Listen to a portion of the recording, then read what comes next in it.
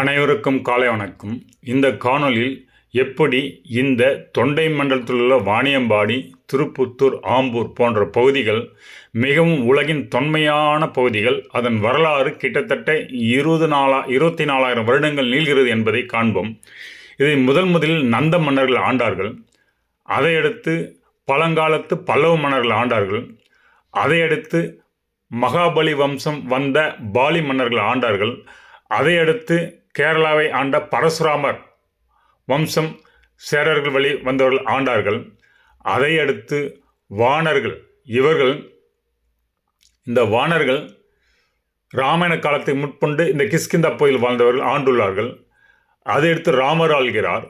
அதையடுத்து அடியர் எனப்படும் இந்த சத்திய புத்திரர்கள் ஆண்டு வந்துள்ளார்கள். அதையடுத்து பெரும்பாணர் என்ற மக்கள் சங்க காலங்களில் குறிப்பிட்டுள்ள மக்கள் ஆண்டுள்ளார்கள். அதையடுத்து தொண்டைமான் பறையினர் ஆண்டுள்ளனர். அதையடுத்து கங்கர் என்ற மன்னர்கள் ஆண்டுள்ளார்கள்.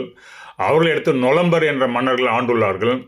அதையடுத்து பிற்கால பல்லவர்கள், அவர்களை அடுத்து பிற்கால சோழர்கள், இவர்களை அடுத்து வைசாலாக்கு அடுத்து விஜயநகர மன்னர்கள், அப்புறம் கர்நாடக நவாப் மற்றும் ஆற்காடு நவாப், இறுதியாக பிரிட்டிஷ் பீப்புள் இந்த பகுதிகளை ஆண்டுள்ளனர். இந்த தொண்டை மண்டலம் உலகின் ஆதி மனிதன் வாழ்ந்த இடம் என்று ராபர்ட் ப்ரூஸ் என்பவர்கள் முன்பே தொழில் ஆராய்ந்து தனது கருத்தை தெரிவித்துள்ளார். ஆனால் அதை வெளிப்படையாக வரவில்லை.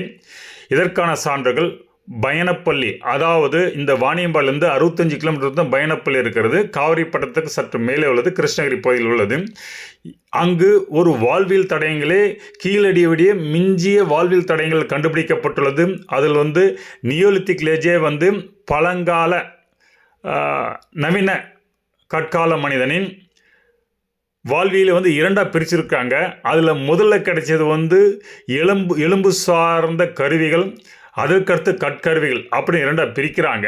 ஸோ இந்த எலும்பு சார்ந்த கருவிகளை வச்சு தோள்களை தைப்பதை அந்த காலத்தில் அவங்க யூஸ் பண்ணியிருக்காங்க அப்படின்னு சொல்கிறாங்க. அவங்க வீடுகளெல்லாம் பார்த்தீங்கன்னாக்கா குழி தோண்டி அந்த குழிக்குள்ளே தட்டையான பாறைகளை அடுக்கி, அப்புறம் அந்த குழியை சுற்றி லைட்டாக கற்களை அடக்கி அதனால் பூசி அதற்கு மேலே கூரை வைந்த வீடுகள் வாழ்ந்துள்ளார்கள் என்று சொல்கிறார்கள்.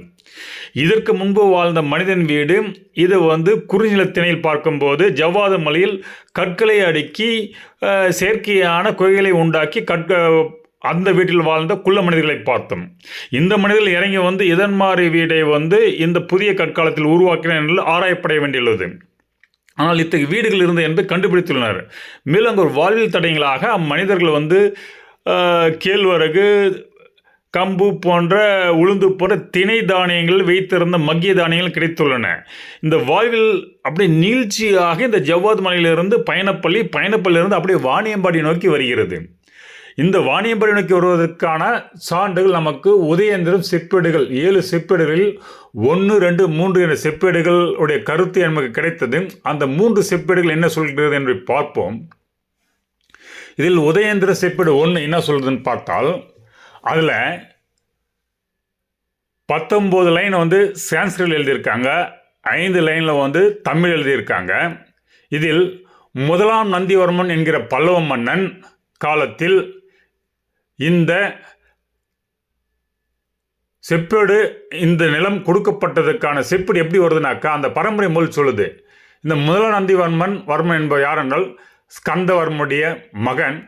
இந்த ஸ்கந்தவர்மன் யார் என்றால் சிம்மவர்மனுடைய, இந்த நந்திவர்மன் யார் என்றால் சிம்மவர்மனுடைய பேரன்.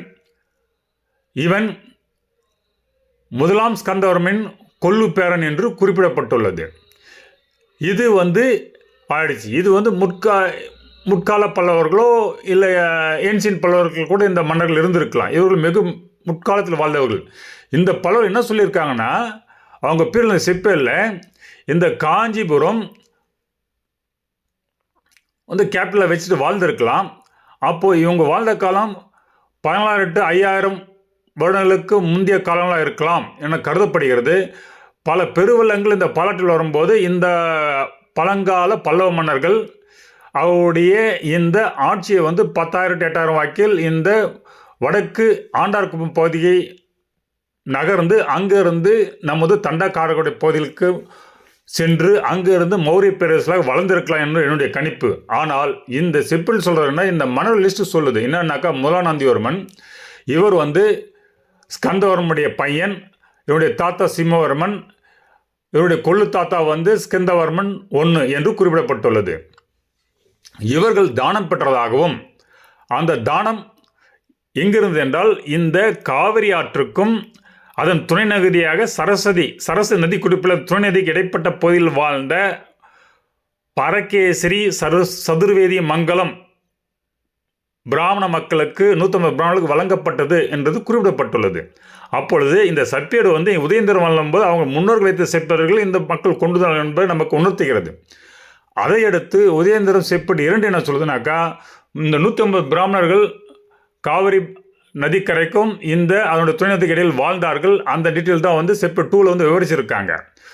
ஸோ இது எங்கே இருக்குதுனாக்கா, ஒன்று இந்த உத்தர காவிரி எனப்படும் ஒடுகோத்தூர் அகரஞ்சேரி வழி பாய்ந்த நதி மற்றும் இந்த பழைய ஏலகிரி மலை அந்த பகுதியிலிருந்து பாய்ந்து வந்த பாலாறு, இந்த நதிகளுக்கு இடைப்பட்ட பகுதியை எடுத்துக்கொண்டால் ஆம்பூரில் தேவலாபுரம் என்று எடுத்துக்கொள்ளலாம். ஆனால் இதில் குறிப்பிடப்பட்டுள்ள செப்பேடுகள் புவியியல் அமைப்புப்படி பார்த்தால் இந்த இடம் மிகவும் சாலமாக அம்பலூர் எனப்படும் வாணியம்பாடி ஓல்டு வாணியம்பாடியிலிருந்து 5.5 கிலோமீட்டர் தூரத்தில் அம்பலூருக்கு பொருந்துகிறது. ஏனால் இந்த இடத்தில் சரஸ்வதி நதிக்கும் காவிரி நதிக்கும் இடைப்பட்ட பகுதியாக இந்த நதி உள்ளது. இந்த பகுதி தற்போது அதை குலோத்துங்கா சோழ 1 காலத்தில் விக்ரமாத்திய சதுர்வேதி மங்கலம் என்று குறிப்பிடப்படுகிறது. அதற்கு முன்பு இது கேசரி சதுர்வேதி மங்கலம் என இந்த செப்பில் குறிப்பிட்ட மக்களாக இருந்திருக்க வாய்ப்புள்ளது.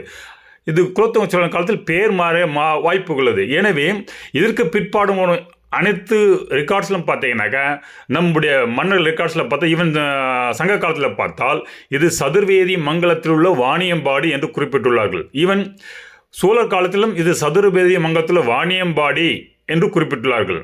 இந்த ஆம்பூரை சோழர் ஆமூர் என்று குறிப்பிட்டுள்ளார்கள். இதெல்லாம் மிகவும் முற்காலத்தில் கூறப்பட்ட இந்த பகுதியின் பெயர்கள். இந்த வரலாற்றை நான் பின்பு வருகிறேன். இவ்வாறு இந்த செப்பேடு கூறுவது நமக்கு புலனாகிறது. இதையடுத்து உதயந்திரம் 3 செப்பேடு தான் அங்கே வாழ்கிற மக்களை பற்றி குறிப்பிடுது. உதயந்திரம் மக்களை பற்றி குறிப்பிடுகிறது. இதில் உள்ள 51வது மற்றும் 18வது லைன்கள் புரியாத மொழி எழுதப்பட்டுள்ளது. இதனுடைய முதல் பேஜில் உதயச்சந்திர மங்கலம் என்று இந்த உதயந்திரத்தை முற்காலத்தில் குறிப்பிட்டது. இந்த மக்கள் அந்த இடத்தை அப்போது யாரிடம் என்று தானமாக பெற்றார்கள் என்பதை விவரிக்கிறது. அந்த செப்பில் கூறப்பட்ட விஷயம் என்னவென்றால், இந்த பகுதியை இந்த பிராமணர்களுக்கு விஜயபாகு விக்ரமாத்யா என்ற பாணர் வம்சத்தை மன்னர் வழங்குகிறார். அவருடைய பரம்பரை குறிப்பிடும்போது இந்த செப்பேட்டில் பானகிங் லீனேஜை மகாபலிதான் இதன் முன்னோடி என்றும் அதன் தலைவன் என்றும் இவர் அசுர் குலத்தின் மன்னன் என்றும் அவர் வழியில் அவனுடைய மகன் பானா வருகிறார். இந்த பானா தான் இந்த பான வம்சத்தை தோற்றுவிக்கிறார். அவர் வழியில் பிற்பாடு பல ஜெனரேஷன் கழிந்த பிறகு வந்த இந்த இளவரசர்கள் ஜெய நந்திவர்மன் என்பவர் குறிப்பிடுறாங்க. இந்த செப்பில் ஹிஸ்டாரிக்கலாக இவர் அக்காலத்தில் மேற்கு ஆந்திர பிரதேச பகுதியை ஆண்டு வந்தார். அவருடைய பையன் விஜய ஆதித்தா என்றும் இந்த விஜய் ஆதித்தனுடைய பையன் மல்லதேவன் என்றும் அவருக்கு ஜெகதேவா என்ற பட்டம் இருப்பதையும் கூறி, இந்த மல்லதேவனுடைய பையன் பான வித்யாதரன் என்றும் இந்த பான வித்யாதரன் மகன் பிரபு மேருதேவன் என்றும் இந்த பிரபுதேவன் மகன் விக்ரமாதித்யா என்றும் இந்த விக்ரமாதித்யா என்பவனுக்கு புகழ்விப்பார் கந்தான் என்றும் இந்த புகழ்விப்பார் கந்தானுடைய பையன்தான் விஜயபாகு விக்ரமாதித்யா. இந்த பிராமணர்களுக்கு இந்த இடத்தை உதயந்திரம் என்று இப்போது வழங்கப்பட்ட உதயச்சந்திரா என்ற அக்காலத்தில் உள்ள பிராமணர் கூட்டத்துக்கு வழங்கியுள்ளார் என்று செப்பேடு 3 சொல்லுது. இதன் மூலம் இவ்வளவு தொன்மை வாய்ந்த இந்த செப்பேடுகள் எங்கு வரலாற்றில் முழுமையாக அதன் தொன்மையை பதிவிடவில்லை. மேலும் இந்த உதயந்திரம் எவ்வளவு தொன்மையானது என்பது இதன் மூலம் புலனாகிறது. இதற்கு முன்பு இந்த மக்கள் அம்பலூரில் இருந்திருக்கலாம், அப்படி பழைய வாணியம்பாடி, அப்படி உதயந்திரம் பகுதி வந்து அடைந்திருக்கலாம். இந்த பழைய வாணியம்பாடி பகுதியில் உள்ள அதிதீஸ்வரர் கோயில் வந்து நந்தர் காலத்து கோயிலாகும்.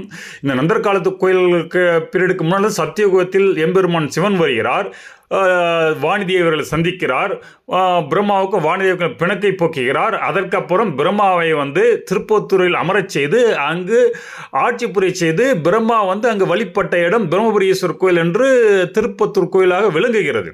இவ்வாறு நம்ம வரலாறுகள் நம்மளுடைய செப்பேடுகளும் ஆலயங்களும் பதிவு கடந்து கிடக்கிறது.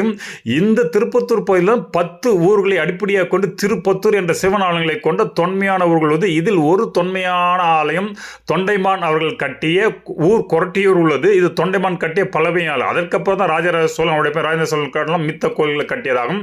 அது மடவாள கோயில் வந்து ராஜேந்திர சோழன் கட்டியுள்ளார். ராஜராஜ சோழன் வந்து ஒரு சில கோயிலை கட்டியுள்ளார். இந்த பழைய வாணியம்பாடி கோயிலும் ராஜராஜ சோழன் தொடங்கி அவனுடைய மகன் ராஜேந்திர சோழன் முடித்துள்ளார். அதற்கு சான்றாக ராஜேந்திர சோழன் மெய்கீர்த்தியை வந்து நமது முதல் பிரகாரம் சுவாமியின் வலது கை பக்கத்துள்ள சுவற்றில் துர்கை பக்கத்தில் அமைந்துள்ளது. இவையெல்லாம் வரலாற்று சான்றுகள் உள்ளது. இந்த வரலாற்று சான்றுகள் கோயில் உள்ள கல்வெட்டுகள் எதுவும் நமது வரலாற்றில் வெளியிலோ பிரதானமாக பேசப்படவில்லை, அதை மறைக்கப்பட்டுள்ளது.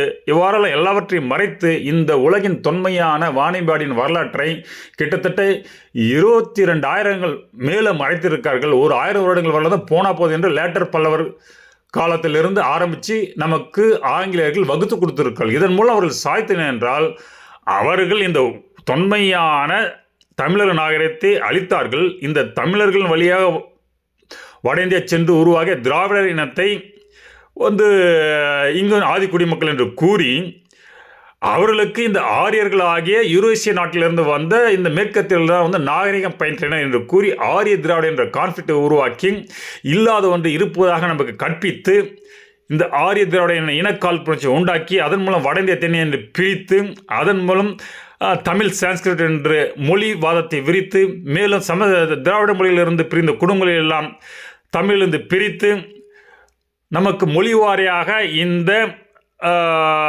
மாநிலங்களை உருவாக்கி நம்மளை துண்டாக்கி நம்மளை வேட்டையாடி நம்மளை அடிமைப்படுத்தி ஆட்சி செய்தனர். இவ்வாறு இந்த ஆங்கிலேயர்கள் பொறுப்பேற்ற பிறகுதான் 250 வருடங்களில் 24% ஜிடிபியாக இருந்த இந்தியாவின் ஜிடிபி 3%ஆக 1940 நமக்கு சுதந்திரம் கிடைக்கும் போது வந்துவிட்டது. அதன் பிறகு இந்த இந்தியா வைத்தவர் என்ன செய்வது என்று தெரியாமல் அதற்கு செலவிட வேண்டும் என்ற காரணத்தாலும் பல்வேறு வார் சூழ்நிலைகள் அதுக்கு முன்பு 2ஆம் உலகப் போர் நிலவியதாலும் அவர்களால் இதை வைத்து ஆள முடியல என்ற காரணத்தால் நமக்கு விட்டு சென்றார்கள். அவர்கள் நமக்கு சுதந்திரம் கொடுத்து விட்டு செல்ல இதை வைத்து சமாளிக்க முடியல, நம்மை விட்டு சென்றார்கள். இதுதான் நடந்த உண்மையான நிகழ்வுகள். எனவே இத்தகைய வரலாற்றை மறைத்து அவர்கள் உயர்ந்தல் என்பது காண்பித்ததற்காக தான் இந்த ஆரிய திராவிட என்ற கான்ஃப்ளிக்டை உருவாக்கி நம்முடைய பழமையான தொன்மை வாய்ந்த மன்னர்கள் வரலாற்றில் மறைத்துள்ளார்கள். அதை வருங்காலத்தில் நான் வெளிச்சப்படுத்துகிறேன். வரலாற்று எவிடன்ஸ் எனக்கு கிடைக்கலாம், நான் அமைதியாக இருந்தேன்.